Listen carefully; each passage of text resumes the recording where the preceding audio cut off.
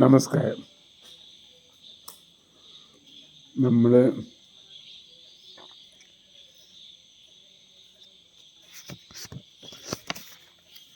22-ാം നൂറ്റാണ്ടിൻ്റെ ആരോഗ്യ പുനഃസ്ഥാപനത്തെക്കുറിച്ച് അല്ലെങ്കിൽ ചികിത്സാ സമ്പ്രദായത്തെക്കുറിച്ചാണ് സംസാരിക്കുന്നത്.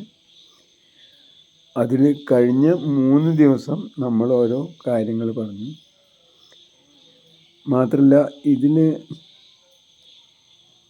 എങ്ങനെയാണ് ഈ ചികിത്സ എന്നതിന് അഭൗതികമായ ഒരു തലമുണ്ടായത്, അല്ലെങ്കിൽ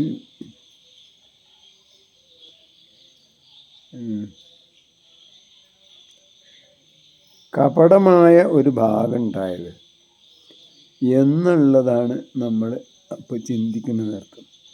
അതായത് എങ്ങനെ ഇതുവഴി ഈ അസുഖം എന്ന രോഗം എന്ന ഇതുവഴി എങ്ങനെയാണ് ഒരാൾക്ക് മറ്റൊരാൾ ചൂഷണം ചെയ്യപ്പെടാൻ ഇടയായത് എന്നതിനെ കുറിച്ചിട്ടാണ് ഇന്ന് നമ്മൾ ആലോചിക്കാൻ ഉദ്ദേശിക്കുന്നത്. അതായത്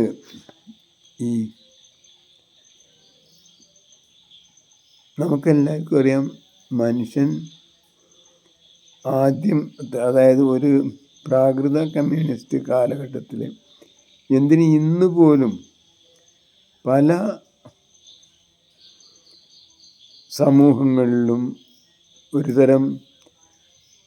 ഒരു സ്വകാര്യ സ്വത്ത് എന്ന് പറഞ്ഞ ഒരു വസ്തു ഒരു പരിധിയിലപ്പുറമില്ല. പ്രത്യേകിച്ചും ഉൽപാദന വസ്തുക്കളിലില്ല എന്നർത്ഥം. അതായത് ഭൂമി പോലുള്ളതൊന്നും ഇപ്പോഴും അവിടെ ഒരു സ്വകാര്യ സ്വത്തല്ല.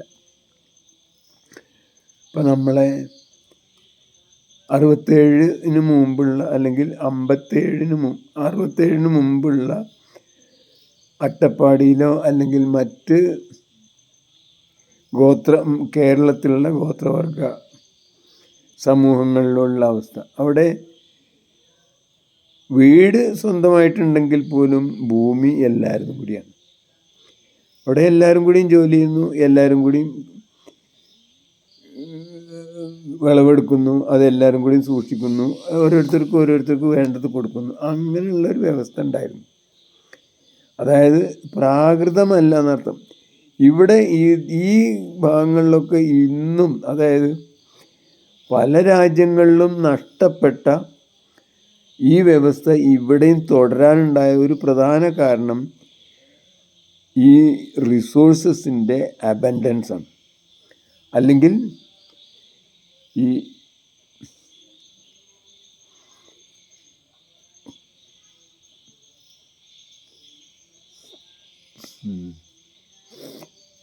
വിഭവങ്ങളുടെ സമൃദ്ധിയാണ് നടത്തുന്നത്.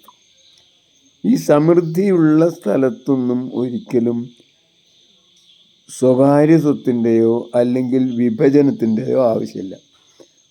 എത്ര എടുത്താലും തീരാത്ത അത്ര ഉണ്ടെങ്കിൽ പിന്നെ നമുക്ക് സ്വകാര്യവൽക്കരിക്കേണ്ട കാര്യമില്ലല്ലോ. അതാണ് ഇതിന് പ്രധാന കാരണം നടത്തുന്നത്. നേരെ മറിച്ച്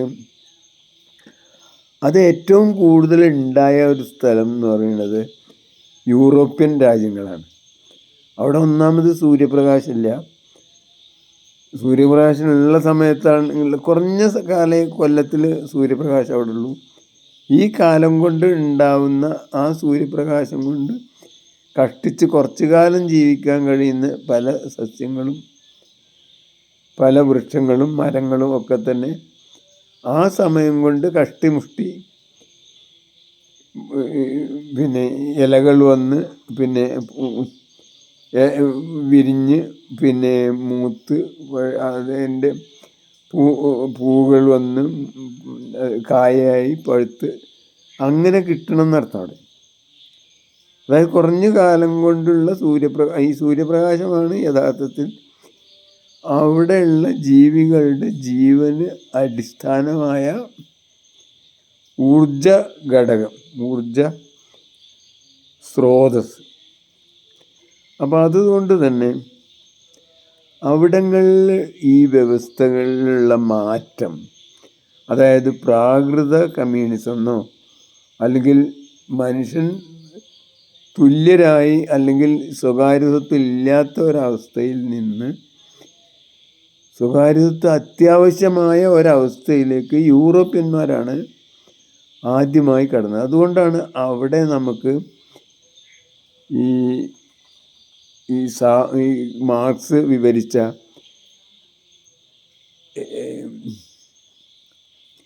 സാമൂഹ്യ ചരിത്രത്തിലെ മാനവൻ്റെ സാമൂഹ്യ ചരിത്രത്തിലെ അടിമത്തം, ജന്മിത്വം, മുതലാളിത്തം എന്നതൊക്കെ വളരെ കൃത്യമായ കണിശമായ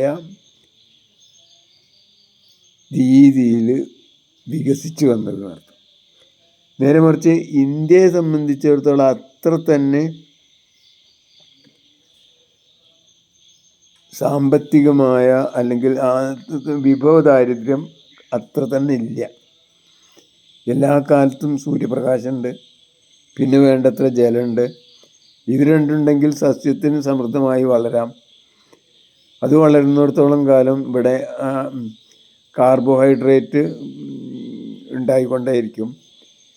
ആ കാർബോഹൈഡ്രേറ്റ് ഉണ്ടാക്കിക്കൊണ്ടിരിക്കുന്നതുകൊണ്ട് കൂടി തന്നെ ഇവിടെയുള്ള ജീവികൾക്ക്, മനുഷ്യനടക്കമുള്ള എല്ലാ ജീവികൾക്കും, ജന്തുക്കൾക്കും കീടങ്ങൾക്കും ഒക്കെ ജീവിക്കാനുള്ള വസ്തുവകകൾ ഈ പച്ചിലകൾ സൂര്യപ്രകാശത്തിലൂടെ സ്വയം സംഭരിച്ച് വെക്കും.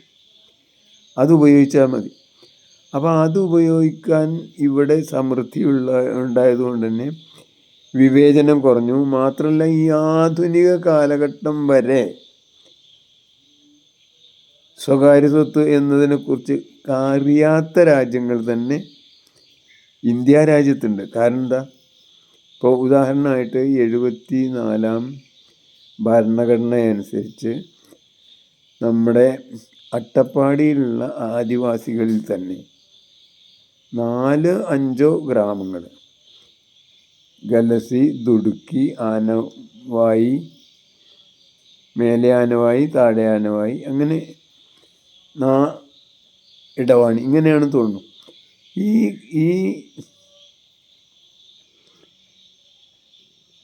ഗ്രാമത്തിലുള്ള ഈ ഊരുകളിൽ നിന്നാണ് അവർ പറയുക. ഈ ഊരുകളിലുള്ളവരൊക്കെ തന്നെ ഞങ്ങൾക്ക് സ്വന്തമായി ഭൂമി വേണ്ട, പൊതുവായിട്ട് ഞങ്ങൾ ഉപയോഗിക്കുന്ന ഭൂമി ഞങ്ങൾ ഉപയോഗിച്ചോളാം എന്ന് അവർ ഗവൺമെൻറ്റിന് എഴുതി കൊടുക്കുകയും മറ്റ് പല സ്ഥലങ്ങളിലും ഇതേപോലെ തന്നെ ആദിവാസികൾ ഇതേ ഈ ആവശ്യം ഉന്നയിച്ച് ഗവൺമെൻറ്റിന് എഴുതി കൊടുത്തിട്ടുണ്ട്.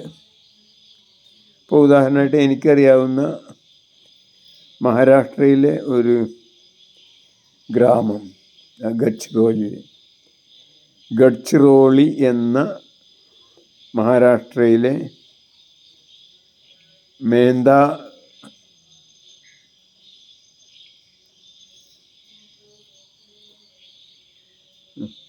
പേര് ഞാൻ മറന്നുപോയി.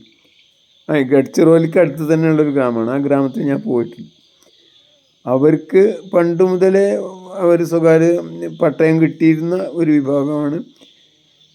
ബ്രിട്ടീഷുകാരുടെ കാലത്ത് തന്നെ പട്ടയം ഉണ്ടായിരുന്നവരാണ്. അവർ പോലും അവരുടെ ഒരു കൂട്ടായ്മ കൊണ്ട്, ഒന്നിച്ച് ഉള്ള പ്രവർത്തനവും രീതികളും കൊണ്ട് അവർ ഞങ്ങൾക്ക് ഇങ്ങനെ ഞങ്ങളുടെ ഈ പട്ടയമൊക്കെ ഒന്നാക്കിയിട്ട് ഞങ്ങൾ ഒന്നാക്കി തന്നാൽ മതി, വ്യക്തിപരമായി ഞങ്ങൾക്ക് വേറെ വേണ്ട, ഞങ്ങൾ കൂട്ടായിട്ട് ഞങ്ങൾ ഉപയോഗിച്ചോളാം എന്ന് പറഞ്ഞാൽ അവർ എഴുതി കൊടുത്ത് അതിനുവേണ്ടി അവർ സമരം ചെയ്യുകയും അതിനായി പ്രവർത്തിക്കുകയും കോടതിയിൽ പോവുകയൊക്കെ ചെയ്തു എന്നാണ് ഞാൻ കേട്ടിട്ടുള്ളത്. എന്തായാലും അവർ ഇവിടെ വന്നിരുന്നു, എൻ്റെ അടുത്ത് വന്നിരുന്നു, അവരോട് ഞാൻ സംസാരിച്ചിട്ടുണ്ട്. കുറച്ചു കാലമായിട്ട് ബന്ധമില്ല എന്ന് മാത്രമേ ഉള്ളൂ. 2-3 പ്രാവശ്യം ഞാൻ അവിടെ പോയിട്ടുണ്ട്.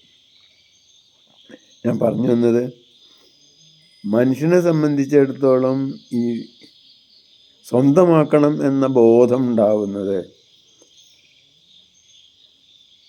ഈ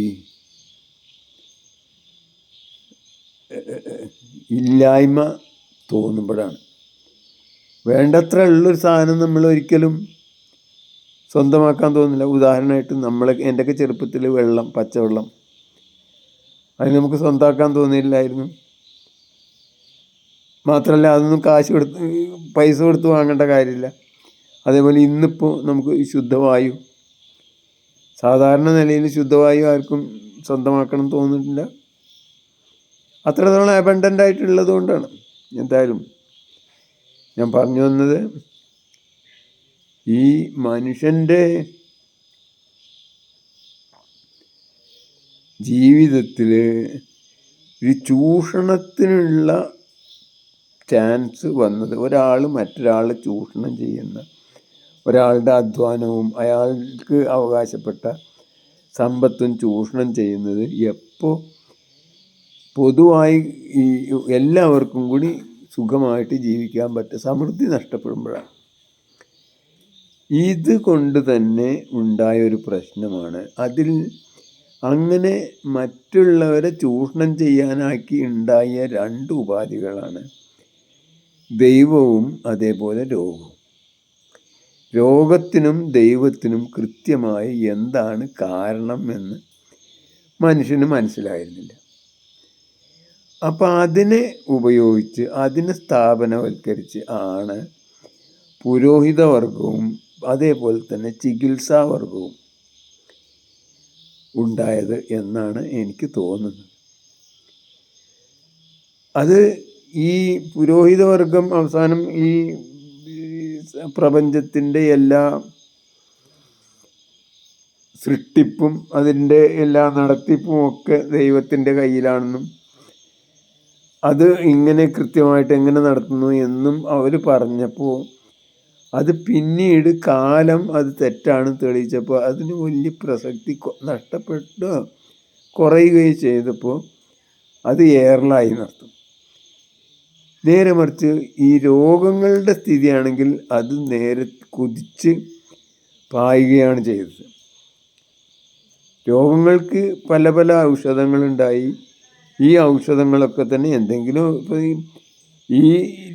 ഈ ആൾക്ക് ഇയാളുടെ രോഗം എന്തായാലും മാറണം, ഇതെങ്ങനെയും മാറ്റണം എന്ന് തോന്നുന്ന നമ്മളെ വൈദ്യന്, ആ പ്രഥമ വൈദ്യന് എന്തെങ്കിലും ഒരു മരുന്നെടുത്ത് കൊടുത്തിട്ടുണ്ടാവും. അത് കൊടുത്ത് അത് കഴിച്ചാൽ മാറും എന്ന് പറഞ്ഞാൽ അങ്ങനെ മാറിയ പിന്നെ അതിങ്ങനെ കൊടുത്ത് അതിന് ഒരു പുതിയ ആധുനിക രീതിയാണ് ഇന്നത്തെ ഈ റിസർച്ചും സ്റ്റാറ്റിസ്റ്റിക്സും പിന്നെ സ്റ്റാറ്റിസ്റ്റിക്കൽ ഡാറ്റയും അതും ഇതും എന്നൊക്കെ പറഞ്ഞത്. അതൊക്കെ തന്നെ ഈ രോഗവും ഈ മരുന്നും അതിന് ഉപയോഗിക്കുന്ന ഔഷധങ്ങളും തമ്മിൽ നേരിട്ട് എന്തെങ്കിലും ബന്ധമുണ്ട് എന്ന് അറിഞ്ഞിട്ടല്ല. മാത്രമല്ല പലപ്പോഴും ഈ ഔഷധങ്ങൾ പലതും വിഷങ്ങളാണ് താനും. വിഷം നേർത്ത തോതിലാവുന്നതുകൊണ്ട് ആവില്ല എന്നേ ഉള്ളൂ. പക്ഷേ അങ്ങനെയാണെങ്കിലും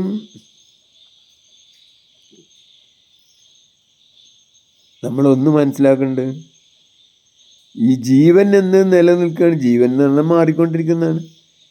ഈ മാറ്റം കേട്ടാണ് അതൊരു ദിശാപരമായ മാറ്റമാണ്. ഒരു ഭാഗത്തേക്ക് മാത്രമേ ഈ പ്രപഞ്ചത്തിൻ്റെ താളത്തിനനുസരിച്ചുള്ള മാറ്റമുള്ളൂ. അതായത് ഭൂമി സൂര്യൻ തമ്മിലുള്ള ബന്ധത്തിൽ കറക്കത്തിനനുസരിച്ച് സൂര്യൻ കിഴക്കുതിച്ച് പടിഞ്ഞാറേ അസ്തമിക്കാൻ പറ്റുള്ളൂ, അല്ലാതെ നേരെ മറിച്ച് പടിഞ്ഞാറ് ഉദിച്ച് കിഴക്ക് അസ്തമിക്കാൻ കഴിയില്ല. മാറ്റം നടന്നുകൊണ്ടിരിക്കുന്നേ ഉള്ളൂ. മാറ്റം വ്യവസ്ഥാപിതമാണ്. അതേപോലെ തന്നെയാണ് രോഗങ്ങളും. ഇത് മനസ്സിലാക്കാതെ ഇതിനെ പരിഗണിക്കാതെ കൊടുത്തത് കൊണ്ടാണ്, ഈ ഔഷധം കൊടുത്തത് കൊണ്ടാണ് അല്ലെങ്കിൽ ഇന്ന കൊടുത്തുകൊണ്ടാണ് എന്ന തോന്നലുണ്ടായത് കൊണ്ട് മനുഷ്യന് വലിയ ഒരു ചൂഷണത്തിനുള്ള ഉപാധിയായിട്ട് രോഗങ്ങൾ മാറി. അതങ്ങനെയല്ല. യഥാർത്ഥത്തിൽ മനുഷ്യന് ഇവിടെ വലിയ ഒരു ചുക്കും ചെയ്യാൻ കഴിയില്ല. ഈ രോഗങ്ങളൊക്കെ തന്നെ ശരിക്കും പ്രകൃതിയുടെ ഭാഷയാണ്. ജീവൻ നിലനിർത്താനുള്ള പ്രകൃതിയുടെ സ്വയം മനസ്സിലാക്കാനുള്ള ഭാഷ. ഉദാഹരണമായിട്ട് വിശപ്പ്, മൂത്രശങ്ക, അപ്പിശങ്ക, വേദന എന്നതൊക്കെ പോലെ എന്നൊക്കെ ആ രോഗിക്ക് മനസ്സിലാവുമല്ലോ, ആ ആ അനുഭവിക്കുന്ന ആൾക്ക് മനസ്സിലാവും.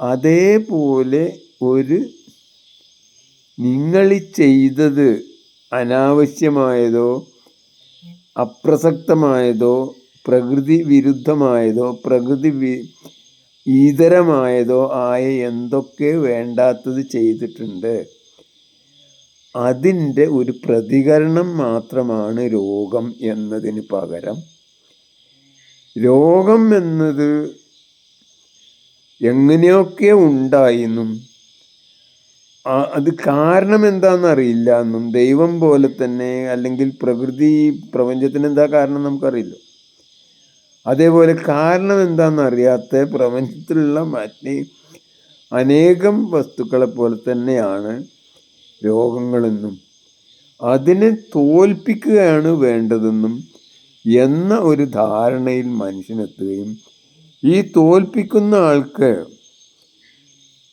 ഒരു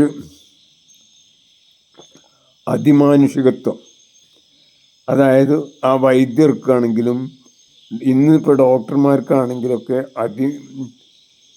അതിമാനുഷ്യരായിട്ട് അവർ മാറുകയും ചെയ്തു. അത് കാരണം മാത്രമല്ല, അത് പിന്നീട് ഒരാളുടെ അധ്വാനം മറ്റുള്ളവരുടെ കീശയിലെത്താനുള്ള വസ്തുക്കളായി മാറും. അതായത് ചികിത്സ എന്ന് പറഞ്ഞത് it's a intelligent scientific way of transferring money from one pocket to another. അതായത് അത് ശാസ്ത്രീയമായതും ബുദ്ധിപരമായതുമായ ഒരാളുടെ പോക്കറ്റിൽ കിടക്കുന്ന പൈസ മറ്റൊരാളുടെ പോക്കറ്റിൽ എത്തിക്കാൻ പറ്റിയ നല്ല ഒരു മാർഗമാണ് എന്നാണ് ഈ ചികിത്സയെക്കുറിച്ചിട്ട് എനിക്ക് പറയാനുള്ളത്. എന്തായാലും